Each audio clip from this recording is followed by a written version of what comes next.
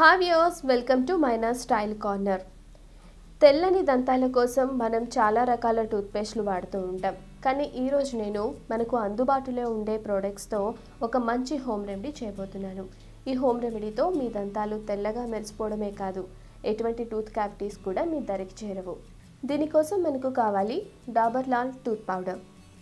కొద్దిగా Dabur Lal tooth powder తీసుకోవాలి.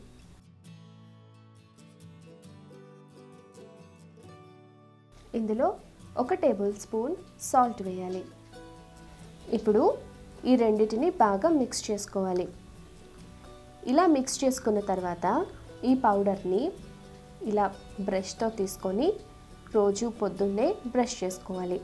ఈ రెండు ఈ విధంగా కలిపి బ్రష్ చేయటం వల్ల మన నోటిలోని ఉండే బ్యాక్టీరియాను చంపి మన నోటిని చాలా ఫ్రెష్గా ఉంచడంతో పాటు మన పళ్ళను తెల్లగా చేస్తాయి. ఈ విధంగా ఉదయం ఒకసారి అలాగే రాత్రిపూట ఒకసారి బ్రష్ చేసుకుంటూ ఉండాలి. మనం రెగ్యులర్గా వాడే టూత్పేస్ట్తో పాటు కూడా ఈ పౌడర్ని మనం రోజు యూజ్ చేయొచ్చు.